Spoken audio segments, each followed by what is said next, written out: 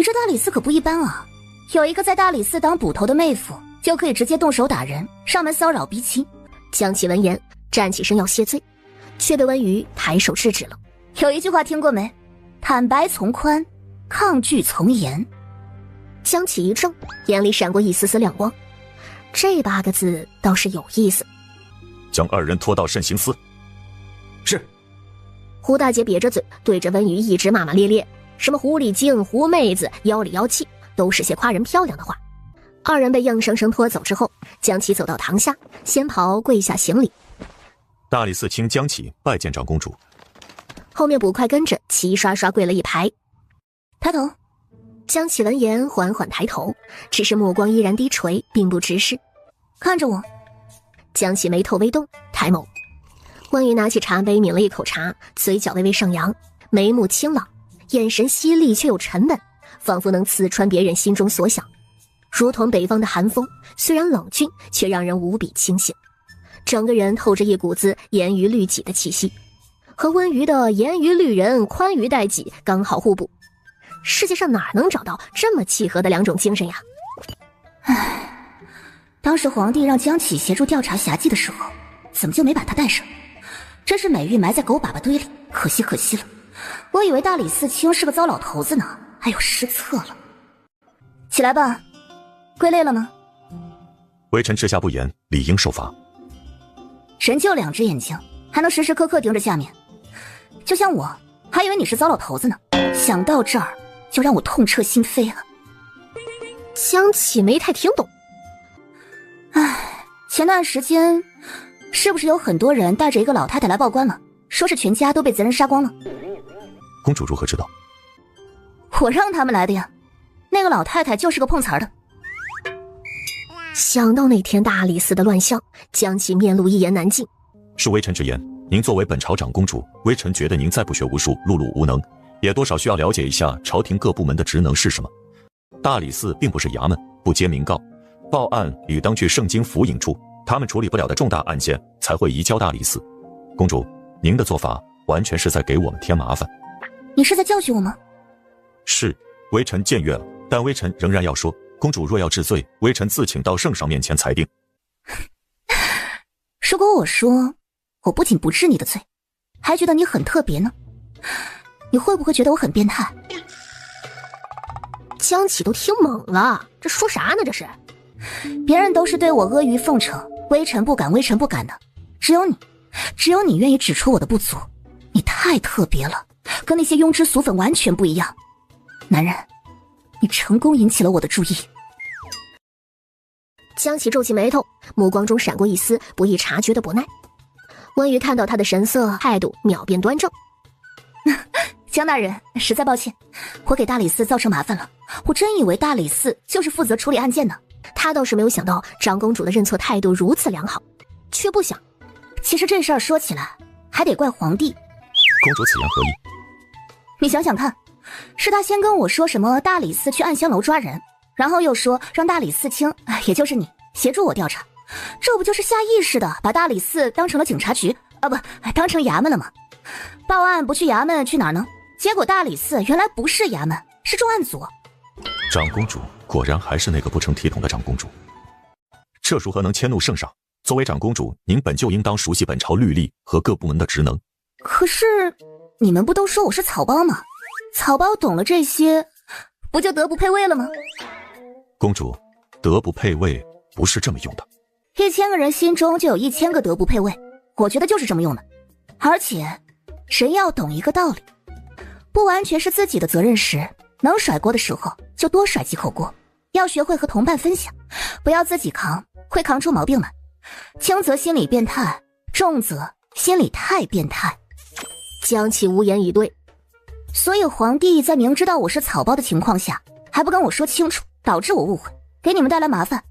纵然我有错，但他就真的没有任何责任吗？还是说因为他是皇帝，所以错了也是没错？微臣未有此意，微臣只是觉得您作为长公主，应当熟知律法。是吗？我倒是想学，可是我是众所周知的草包，学不会的。有教无类，不存在学不会，只看长公主愿不愿意学。如长公主不弃，微臣可斗胆向圣上请旨，做公主的老师。温瑜闻言吓了一跳，这人怎么这么上道？快起来，我怎么会嫌弃你呢？只有你说我能学会，你和其他人一点也不一样。男人，你又成功引起了我的注意。既然公主同意了，那么微臣这就去向圣上请旨。不急不急，你有心就行了。要不你先带我去慎刑司看看，就当上第一堂课了。我有一点点好奇。那里不适合公主。天牢我都去过了，读万卷书不如行万里路，最好的教学就是动起来。也不是无药可救。温瑜没听清。什么？江启摇摇头，思虑半晌，还是带着他去了慎刑司。公主如若有丝毫不适，要第一时间告诉微臣。温瑜的眼睛突然瞪大，惊讶地看着慎刑司门口的一堵硕大无比的墙，上面挂着各种各样狰狞的刑具，斑斑血渍，发黑发臭。江启见温瑜呆在原地，以为他是看到这些刑具受到了惊吓。公主，慎刑司却不是您可以。这个钩子是干什么的？还有这个是刀吗？哎，为什么还有个刷子？这是刷子吗？这又是什么？布吗？怎么这么黑呀？还有这个铁碗是干什么用的？这里可真是 SM 的天堂啊！应温瑜的强烈要求，细细讲解了许多刑具的具体用法。此乃骨节刷，一边用毛刀剔去血肉，一边用刷子蘸取氯矾油涂抹其上，不停往复，直至削出干净光滑的人骨。氯矾油不就是硫酸？公主还要听吗？听啊，继续说。小样，以为他看不出来他在故意吓他呢。这点程度啊，不过洒洒水罢了。江老师怎么不说了？我还没听够呢。这个呢？这个是干什么的？哎，长公主行为作风果然不像一般女子。公主，看到这些，听到这些，您不会害怕吗？你说的这些刑具和刑罚，不是给犯人用的吗？是。那我为什么要害怕呢？我又不是犯人，又不会用到我身上。可这些刑具样式狰狞，刑罚耸人听闻，自然会令人心生畏惧。你说的对，刑具看着很可怕，刑罚也的确有些非人，但是它的作用是威慑镇压那些不法之徒，自然会让坏人感到畏惧。而对于我这种顶好的好人，这种刑具刑罚换言之是保护我们的，只会让我产生安全感。就像枪在歹徒手上自然恐惧，但枪在军人手上，那么就会变成满满的安全感。江启完全怔住了。公主，您是这样想的？对啊，我说的可太有道理了，我的小脑袋瓜怎么这么聪明呢？不过你们这刑罚哪个天才取的鬼名字？不才，正是微臣。好家伙，那个捕头不是拖来慎刑司了吗？怎么没瞧见啊？半路上就吓得失禁，晕死过去了。离开的路上，江启问道：与公主所好奇的慎刑司有何不同？这农家院一样的慎刑司的确和他心中所想的气派不同。哼，只能说恐怖的不是慎刑司，而是慎刑司的刑讯手段。手段在哪里，慎刑司就在哪里。江启闻言勾了勾唇角。关于前脚刚回到公主府，人还没躺下呢，皇帝召他入宫的消息后脚就来了。皇帝一见他就忍不住叹了口气，身板都感觉没那么直了。皇姐，你要和江启学大圣律法？我的乖乖，江启的速度也太快了吧？对啊。为何呀？皇帝还是不相信他的皇姐居然想要学习。不是你让我换个目标霍霍吗？我这不是换了吗？朕是这么说了没错，但是这也太快了吧，而且又是一个肱骨之臣。啊，皇姐有所不知啊，江启这人吧，异常古板，死脑筋的很，他古板起来朕都受不了。你受不了，我受得了啊。皇姐看上江启什么了？当然是脸啊，这还用问吗？果然还是如此肤浅的理由。所以学习律法是假，贪图美色是真。总结得好，奖励你一朵小红花。皇帝，你就说你助不助我一臂之力吧。皇帝能不助吗？温瑜将霍霍的目标转移到江启身上，路人就算是逃过一劫了。好，朕就助皇姐一臂之力。话落，便直接命人将走了没多久的江启又叫了回来。微臣江启拜见圣上。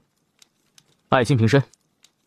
朕方才问过长公主了，她确有心想学习大圣律法。江启啊，便劳你做长公主的老师，好好教教她了。微臣定当竭尽全力带长公主走上正途。什么意思呀？啊，说他现在走的不是正途呗？自家皇姐的德行啊，他知道，这正途啊，怕是走不了了。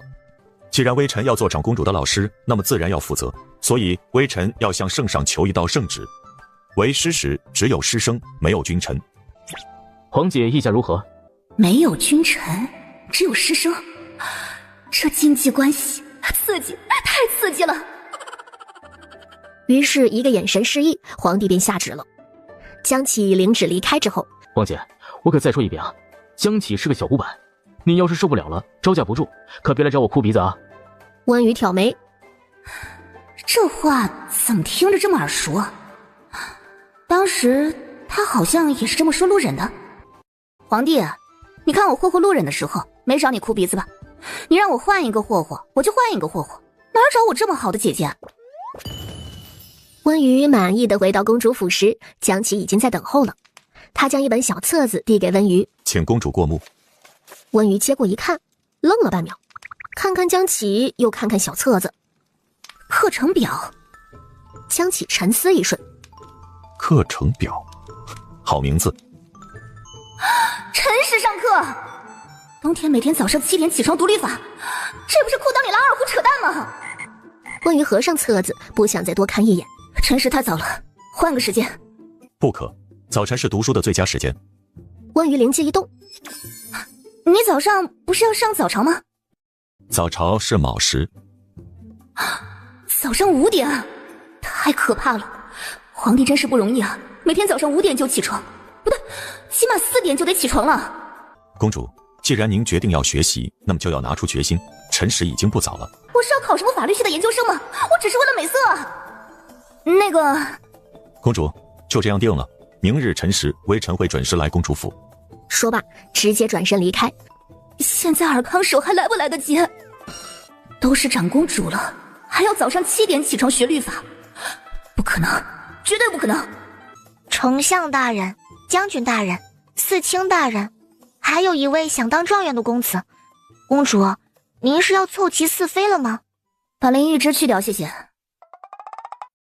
翌日辰时，公主，辰时到了，江大人已经在书房候着了。温瑜纹丝不动，继续熟睡。刘春象征性的叫了2声，便没再叫床了，来到书房。长公主还未醒。是，江大人明日再来吧。明日复明日，如此惰懒，如何能行啊？江启站起身，手中攥着一把黑色的戒尺。我等到公主醒来。这一等，就直接等到了日上3竿。温瑜醒来的时候，懒懒散散的打了个哈欠。啊，公主您醒了，江大人还在院子外等您呢，从辰时就开始等了。不是，大理寺是闲得长毛了吗？让他进来吧。没一会儿，江启掸去身上的风雪。微臣见过公主。刘春说你从辰时等到现在。是。江启抬眸，公主竟然还未梳妆，便召她进来。你不用去大理寺吗？你这算不算旷工？见江启不说话，昨天我话还没说完你就跑了。辰时太早了，我起不来，我们还是换个时间吧。依本公主看，5时就挺好，正适合学习律法。5时不适合读书。那适合什么？适合斩首。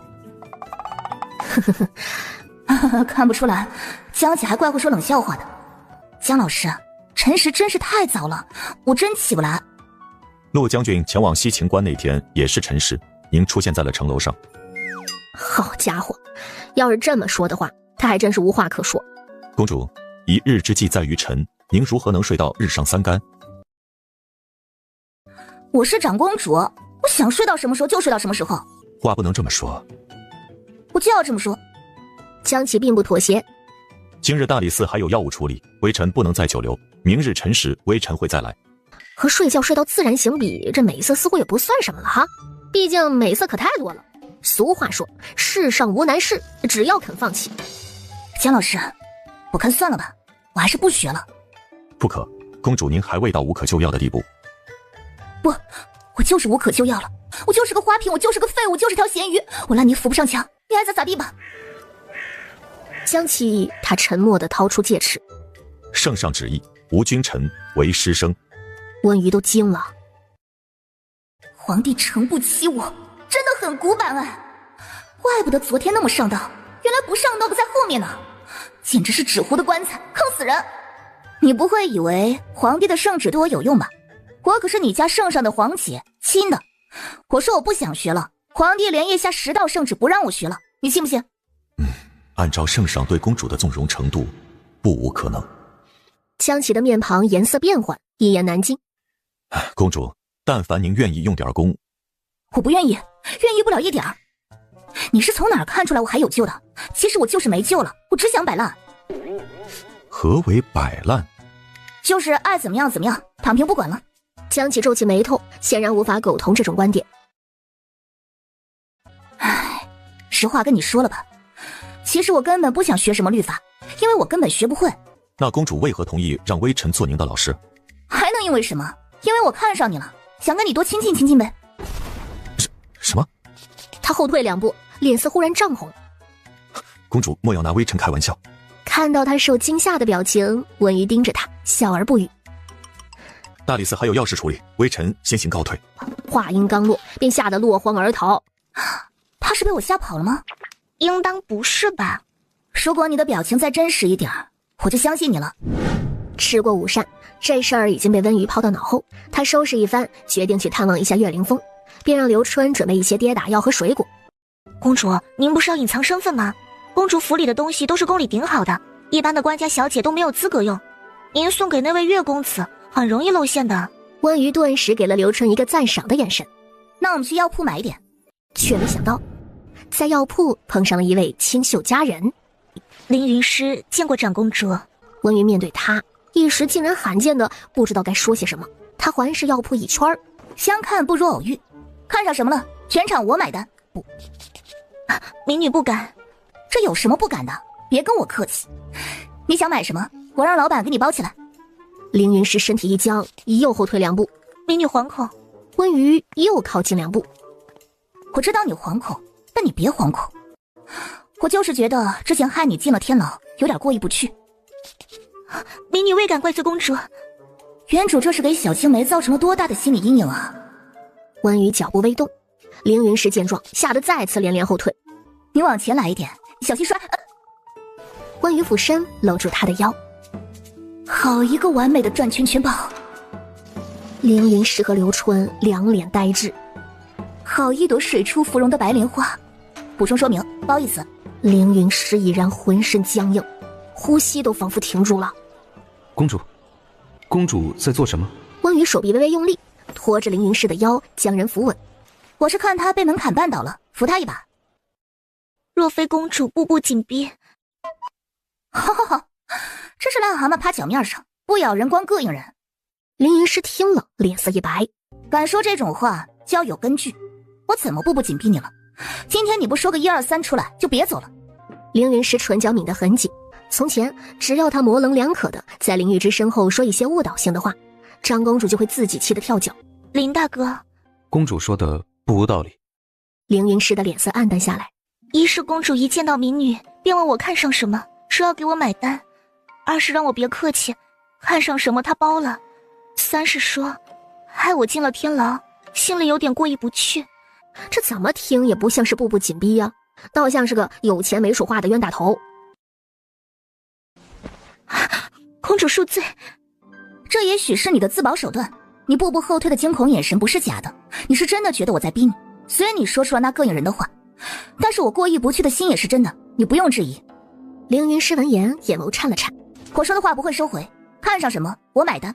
虽然这只是个药铺，比起你害怕我更期待你来公主府，也许我们能一起堆个雪人，毕竟女人和女人之间不是只有勾心斗角。温瑜说罢，带着刘春上了马车。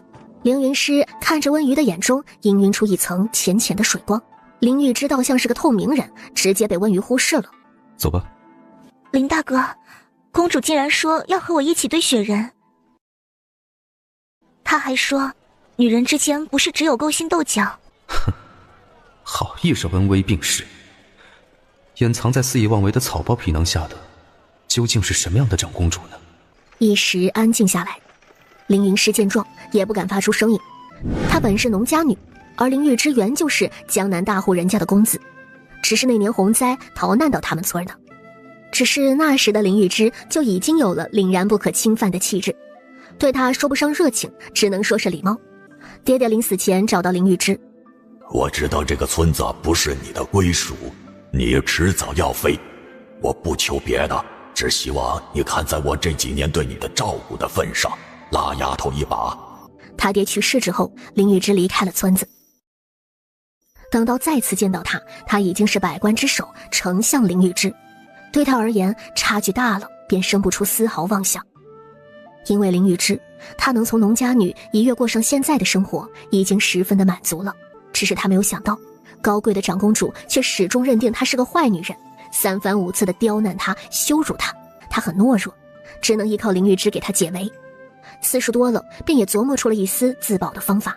正当凌云师沉浸在回忆中胡思乱想时，既然长公主开口了，挑个日子去公主府拜见吧。我真的可以去吗？想去就去。而另一边，公主，您怎么还让她来公主府啊？还说要和她堆雪人。这又怎么了？我觉得她挺单纯的。单纯？她刚才做的事以前都不知道做过多少次了，你每次都会被她气得一晚上睡不着。所以你看，我的境界提升了。刘春撇嘴，反正我不喜欢她。你当然不喜欢她，你又不是断袖。马车到了胡同，温瑜拎着药敲响了岳凌风的院门，半晌都没人来开。正当温瑜以为没人在家时，门嘎吱一声开了，岳凌风的脸色有些不正常的潮红，整个人看上去也十分的虚弱。你这是怎么了？说着伸手摸向他的额头，好烫，你发烧了。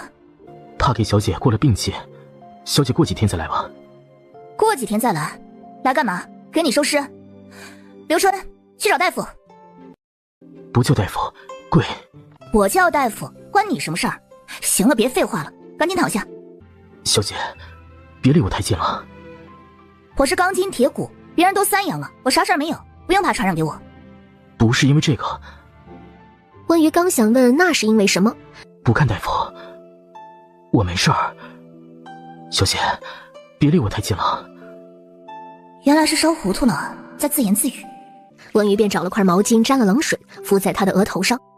没多久，刘春带着太医来了，先看看他。太医闻言定了定神之后，查看了岳凌风的情况。回禀小姐，这位公子乃是温病。说着写下一张药方递给刘春，按着这个药方去抓药。小姐，这位公子体弱得很，是自娘胎里就带来的毛病，发温病啊是经常的事儿。若想要根治，需要花时间好好调养。意思是会经常发烧？正是。太医走后，温瑜托着腮看他，怪不得不看大夫，原来是烧了太多次，都烧成习惯了。没一会儿，刘春便回来了，手脚麻利的将药煎好，端了进来。温瑜一看那黑漆漆的中药，瞬间头皮发麻，但还是接了过来，喂到岳凌风的嘴里。公主，还是我来吧。不用。可是您都喂到岳公子衣领里去了。好好好，我退位让贤。喝了药，岳凌风的呼吸声明显轻松许多，不再沉得像拉磨似的，脑子也逐渐清醒过来。小姐，劳烦你照顾我了。我没照顾你，都是刘春在做，我就喂了你2勺药，还喂到你衣领里去了。岳凌风无语。小姐其实不用大费周章的，我的身体我清楚的，老毛病了，不碍事的，躺几天就好了。发烧是会烧坏脑子的，你变成白痴了怎么办？你不是答应我了要考状元吗？听到这话，岳凌风本就潮红的脸上又染上一层说不清的红，眼神也慌乱起来。在下自当竭尽全力。所以说啊，觉得不舒服了就去找大夫，别硬撑着。小姐教训的是。行了，你别说话了，都成公鸭嗓了。温瑜见他一副羞赧的不行的模样，忍不住逗弄道：你刚烧迷糊了，做了什么你知道吗？什么？你一直拉着我的手不放，还说想抱抱我。岳凌风面露惊愕，然后有些无措起来。然后你说我长得像仙女，又美丽又漂亮又聪明又大方，人还幽默风趣，最重要的是你还说你好喜欢我。岳凌风闻言眼眸颤了颤，原本降了温的脸颊再次升温，红得滴血。我有点好奇，你说的是真吗？你真的好喜欢我吗？小姐，我知道我现在还配不上你，待我金榜题名。唉，金榜题名，考试都是2月份的事情了，这得等到什么时候？我可是狗狗等骨头，急得很。就算不金榜题名又如何？我看上的男人，钱财、权势、地位都不重要。岳凌风听到那句“我看上的男人”，眼皮颤了颤。小姐，不可，婚姻是一生的事儿，如若我一事无成，自不会耽误你的。不耽误，别提那些，我更看重的是美色，是脸。小姐真会说笑。我可没说笑，你长得就是好看。面对心上人如此真诚的夸赞，还是不可避免的会有一些不自在，心脏都要从胸腔里跳出来了。你照顾好自己，我先走了，有空再来看你。岳凌风却突然一把抓住了他的手腕，似乎也没预料到自己的这个行为，又马上慌乱的收回手。小姐莫怪，是我唐突了。温瑜侧眸看着他，你闭眼。什么？岳凌风口中问着，眼睛却已经闭上了。温瑜见状，坏笑的勾了勾唇角，然后俯身亲吻在岳凌风的唇角。你没抓我的手，也没说要抱我，更没有说你好喜欢我，是我看你那么害羞，故意逗你玩的。一阵惑人的香气同时钻入他的鼻尖与四肢百骸。岳凌风看着温瑜的眼睛，是你逗我玩的，却是我的真心。温瑜点了点头，站起身离开了。等你啊，未来的新科状元。岳凌风躺在床上，失神地望着门口。半晌后，他坐起身，温润的眼中掠过一丝势在必得。温瑜一回到公主府，刘东便兴奋地向他报告：公主，新情关大捷，陆将军5天7连夺回3座城池，打得新离人是落花流水，连滚带爬，身上高兴得不得了，在洪德殿上一直夸陆将军骁勇善战。温瑜挑了挑眉，也与有容颜起来。小母牛踩电线，牛逼带闪电。想起那天送路人时，他穿着盔甲，手握长枪骑马的样子，脑海里下意识地描绘了一番他冲锋杀敌的模样。不愧是他一眼看中的男人。将我的炭笔和画板拿来，他得大干一场。睡前洗漱时，公主，今年新岁宴你要穿什么颜色的衣服？打了样子让上福司抓紧时间。什么新岁宴啊？去年您一身红装惊艳了所有人，今年要比去年更厉害才行。温瑜困了，什么宴会？他长得这副模样，那随便穿到哪儿不是艳压群芳啊？白色吧，新岁嘛，挺合适的。公主，新年伊始穿白色。哦，原来是年夜饭呢。绿色吧，绿色好。绿色，你看，过完年春天还远吗？春天来了，绿色还远吗？绿色一来，一片生机盎然，所以我这是对未来新的一年的期盼。刘秋被说服了。还有几天到新岁宴？10日后便是了。那还早。温瑜施施然地躺到床上。第二天，公主府乱了，温瑜发烧了，烧得很严重，严重到整个人神志不清的，嘴里嘟囔着许多听不懂的话。A B C D F E 阿波茨的福格，一个是早说，另外也是早说。How are you? I'm fine, thank you. And you? 太医，您快看看，公主怎么变成这样了？一直在说胡话。变，即便我不变，我要敢相信。公主，您听得到我说话吗？听我给你吹。太医隔着丝巾摸脉，眉头微微皱起。公主也是温病之症，怕是被胡同那位公子过了病气，烧得有些厉害了。我这就去给公主煎药。听到这话，围着的刘春四人松了口气，赶忙又给温瑜换了一条浸了冷水的毛巾，放在她额头上。公主落水后原就体虚，为了陆将军的事跑前跑后都没有好好养身体，这一碰到那岳公子生病，公主也过了病气。好了，别吵公主了，我和刘夏留在房间里照顾公主。刘东，你去帮太医盯着药，煎好了第一时间端过来。刘秋去小厨房盯着，防止公主醒来想吃东西，注意清淡点。温瑜病了的事自然也禀告到皇帝的耳中，他眉头一皱，出宫去了公主府。见温瑜小脸通红的缩在被子里胡言乱语，有些心疼起来。皇姐前天还好好的，精神抖擞，今天怎的又病得如此严重？刘春顿了顿，一时不知道该不该说出实情。回禀圣上。哎，朕知道了，是学律法太累了是不是？刘春都听呆了。之前皇姐都好好的，一学律法，第二天就病了，这还不是过度用脑所致的？皇帝说的不无道理。哎呀，皇姐哪里是学习的料子？然后又待了一会儿，回宫了。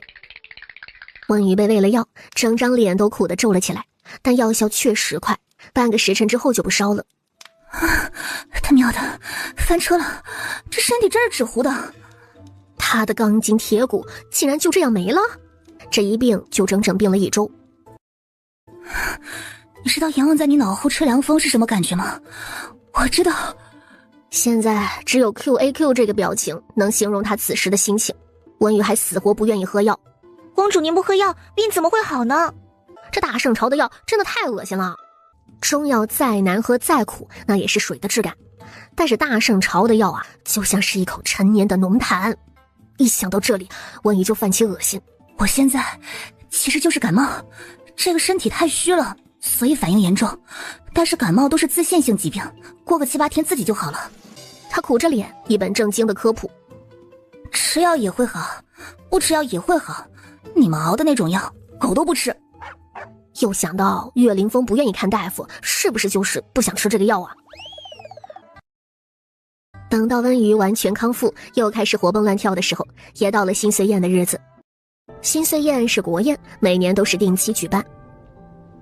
圣朝5品及以上的官员都要携家属女眷出席，而这个女眷的位置，可是官家小姐们争破脑袋都要得到的位置。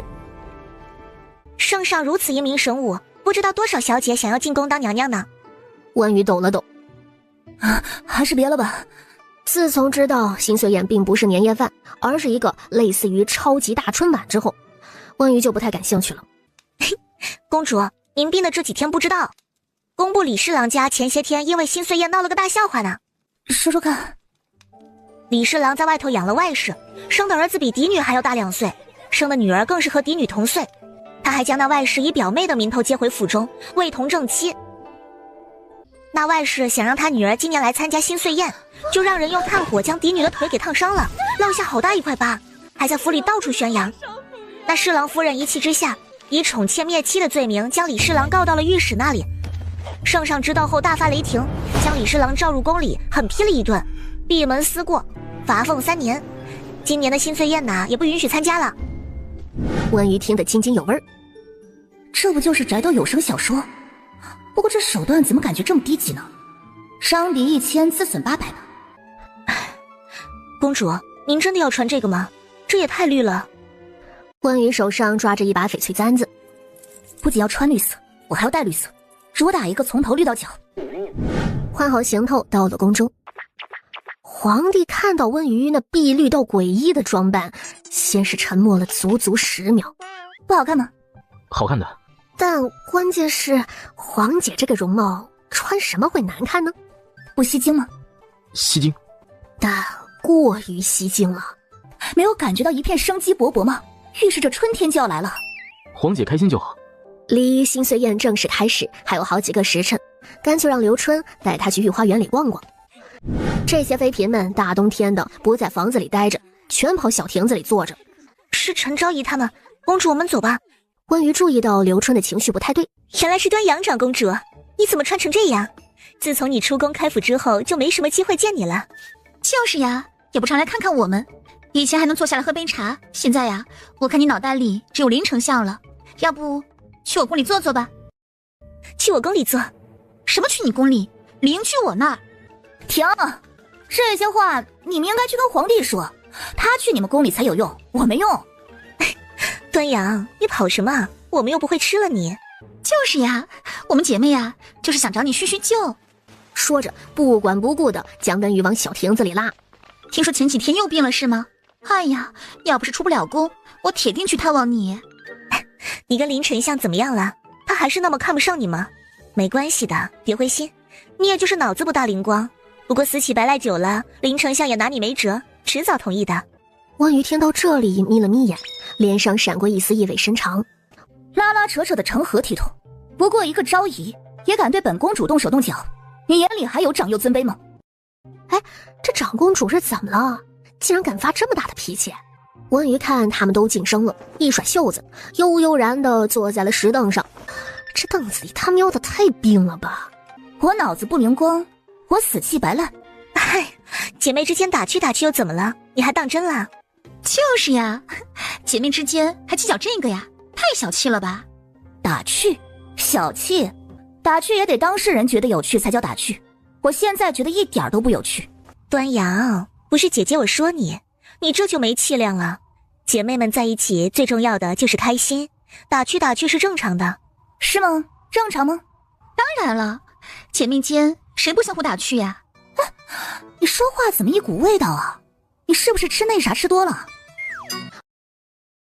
温瑜又看向陈昭仪，我一直觉得你特别像一条狗来着，知道为啥不？因为狗掀门帘子全凭一张嘴。还有你，温瑜看向王才人，像个癞蛤蟆，知道为啥不？因为癞蛤蟆打哈欠你好大的口气。至于你嘛，温瑜又看向刘美人，闭嘴的时候看着像个傻子，一开口确认你就是一个傻子，抓耳挠腮的时候还特别像个猴子。温瑜还没说尽兴呢，便见这几人脸色已然变了，个个难看的要死。你们是怎么了？怎么脸色这么难看啊？我就是打趣打趣你们怎么还当真了？好像不高兴了，生气了。不是我说你们啊，气量这么小。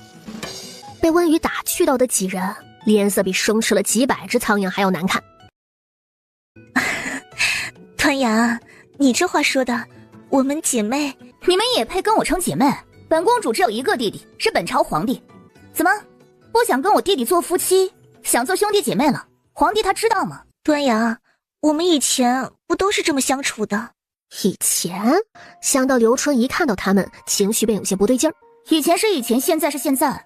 以前是给你们脸，但是现在既然你们脸都不要了，那我就得教教你们什么叫长幼尊卑。我是皇帝的姐姐，是圣朝的长公主，不论是品阶还是身份，都轮不到你们这些昭仪跟我称姐妹。以后见到我，乖乖避让行礼，长公主才是你们应该叫的，认清楚你们自己的身份。陈昭仪手中的手绢被紧紧地捏住，脸上却保持着一丝笑意。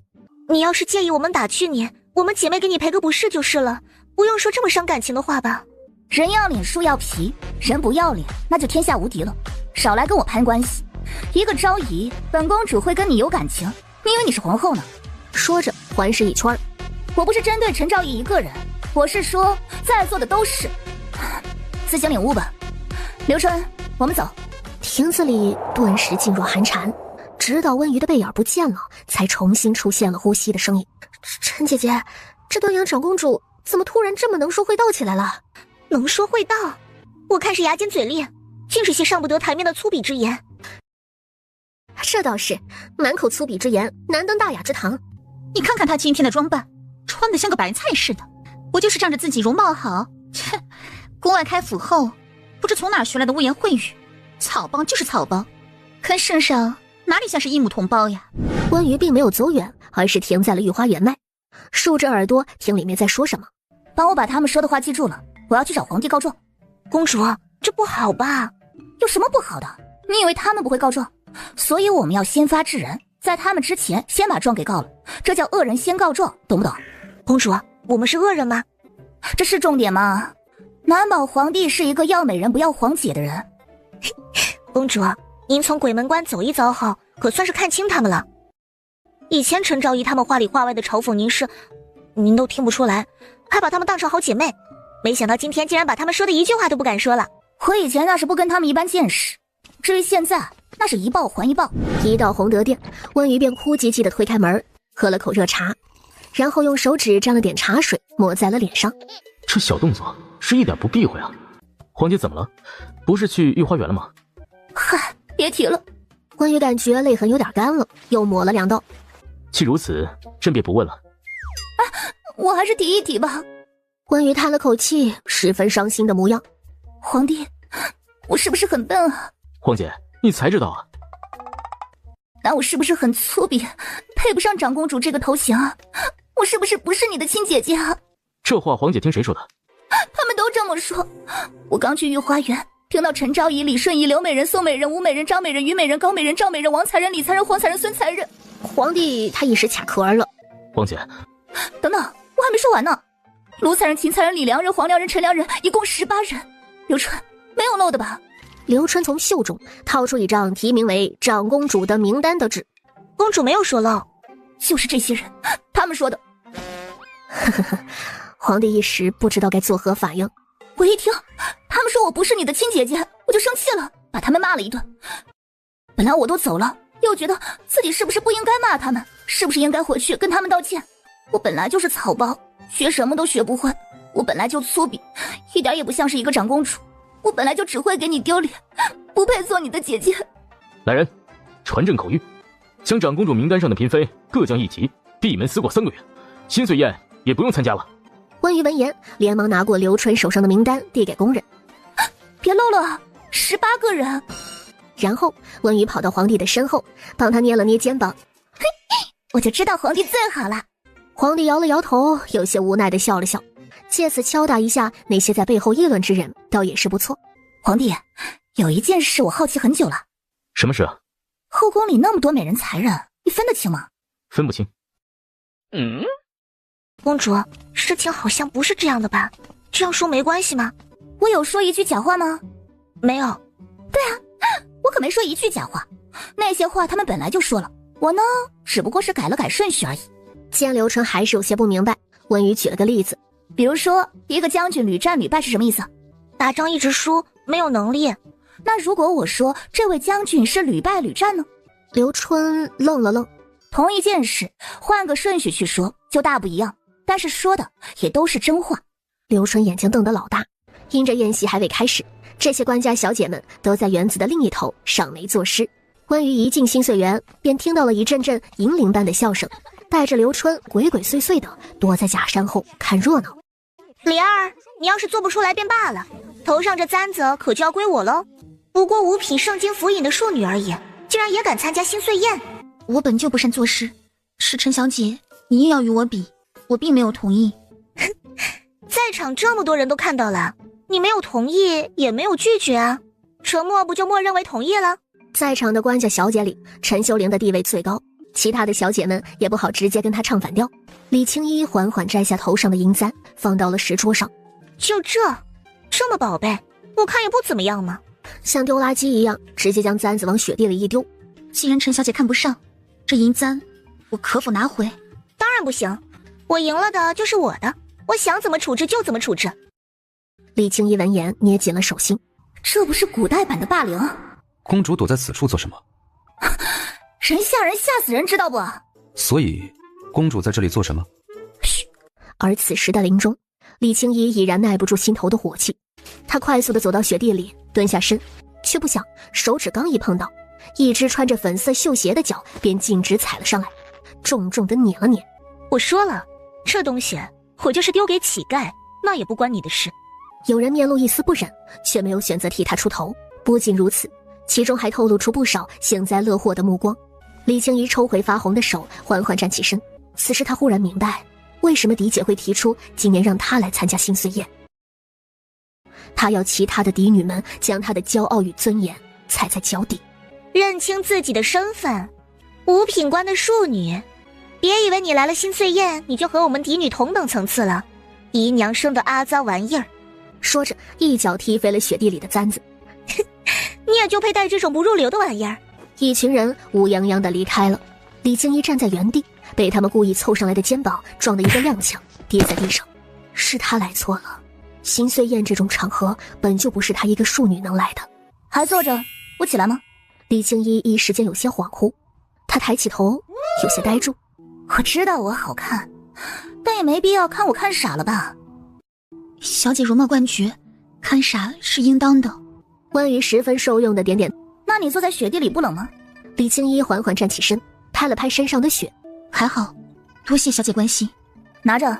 李青衣愣住，很快便垂下眸子。不要了。为什么不要？我刚看你很舍不得这个簪子。不要了，被陈小姐知道。让你拿着就拿着。温瑜二话不说，直接伸手往她发髻间插去。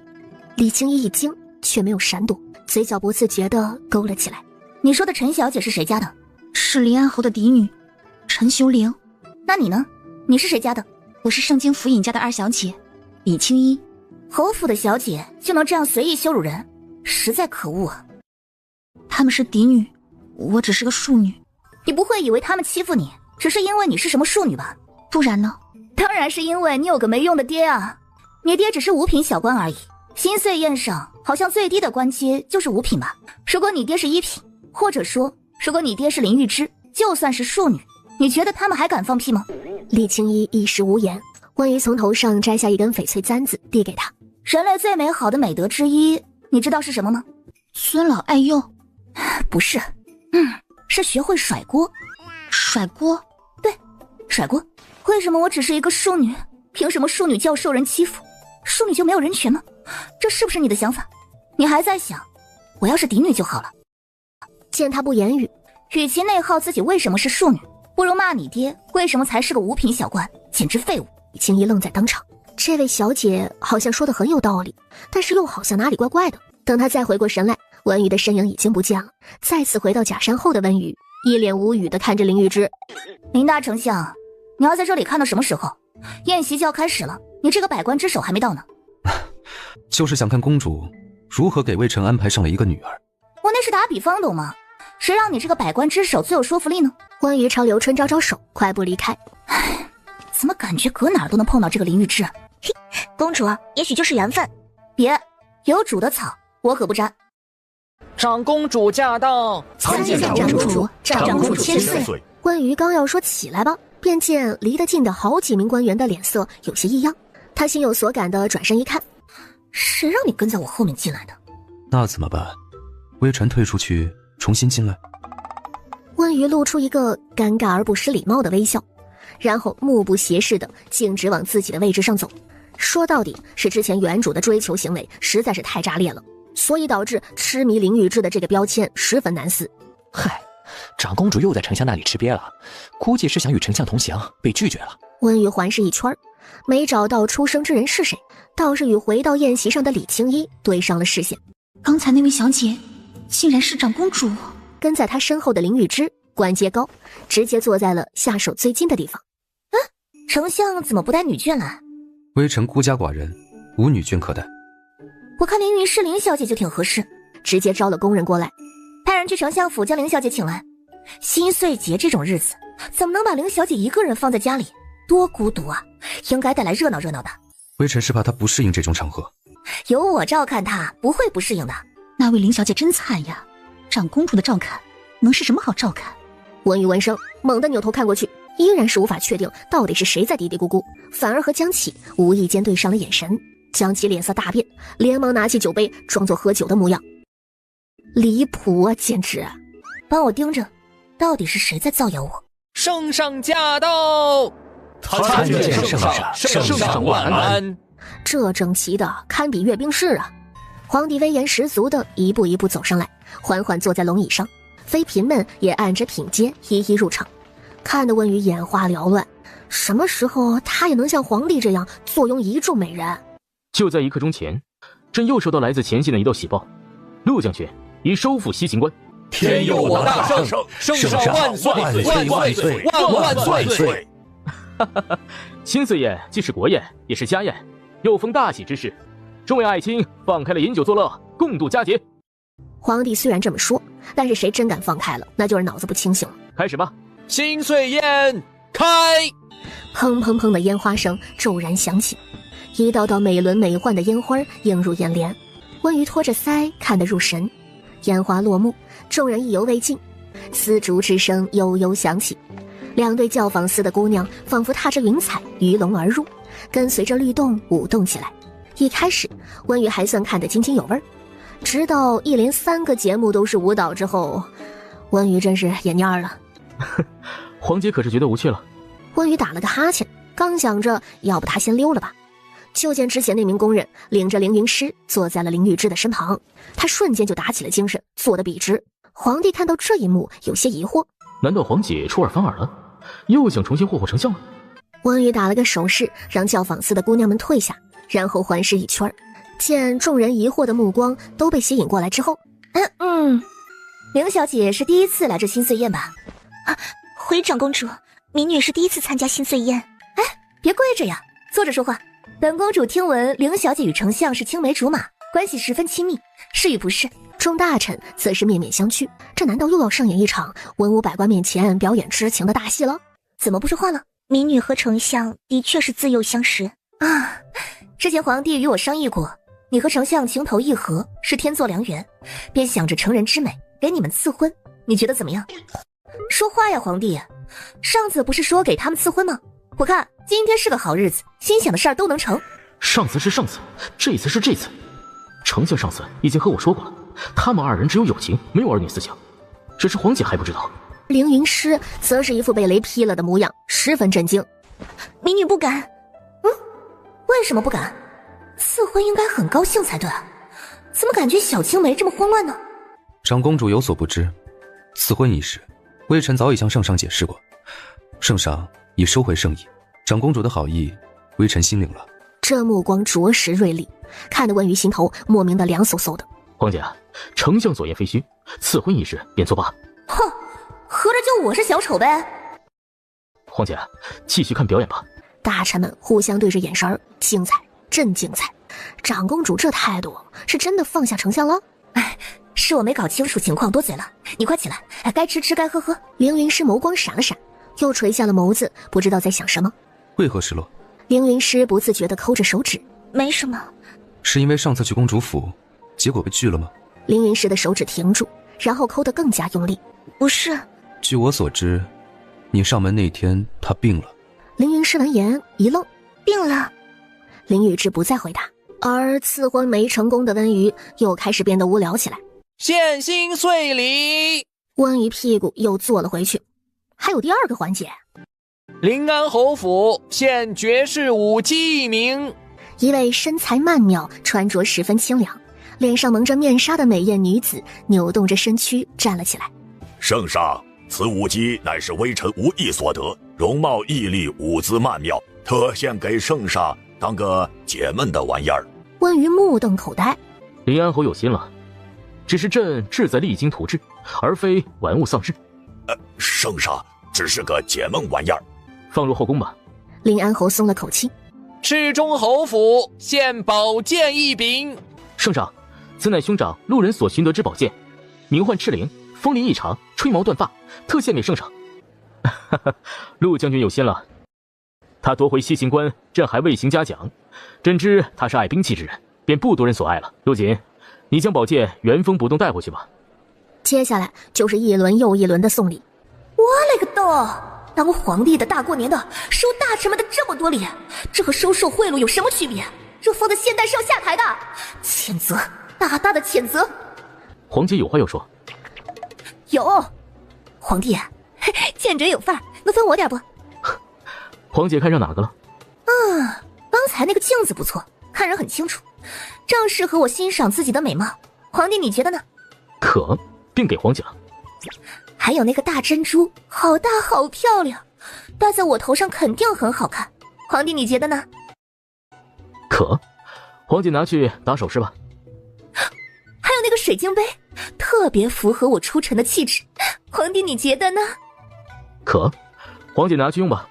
还有，皇姐喜欢什么记下来，朕让宫人给你送到公主府去。哇哦，我就知道皇帝最好了。下面坐着的大臣们面面相觑。圣金符引献灵动鸟一只。献给圣上的心碎贺礼只是一个木雕，逼真又如何？大圣不缺能工巧匠。也太寒碜了，怎么拿得出手？在我看来啊，这是藐视圣上。回禀圣上，此灵动鸟不只是一个木雕，其中玄机还请圣上细看。拿起木雕，将手伸到灵动鸟身后，将鸟的尾羽轻轻掀起，转动起什么，将灵动鸟放置于托盘之上。只见那灵动鸟的翅膀竟然扇动了起来，然后在托盘上稳稳地移动着。众大臣和小姐们也都十分的惊讶。拿来与朕瞧瞧。圣上，只需拧动灵动鸟翅膀下的机关，拧得越久，动得越久。这不是发条吗？皇帝将灵动鸟放回托盘，试过一回便不觉得有什么意思了，算是稀罕之物了。圣上谬赞，奇技淫巧本上不得台面，只是这灵动鸟实在是闻所未闻，见所未见，才想着献给圣上。你有心了。我喜欢这个。你从哪儿弄来的？回禀公主，是一巧匠所作。那个巧匠你还能找到吗？这……我倒是想见见那人，让他给我做个10个100个的，多有意思呀！皇姐如此喜欢这只鸟，喜欢的不是鸟，是发条，是人才。对啊，会动的木头鸟，多有意思啊！真要你去找那巧匠，可能找到。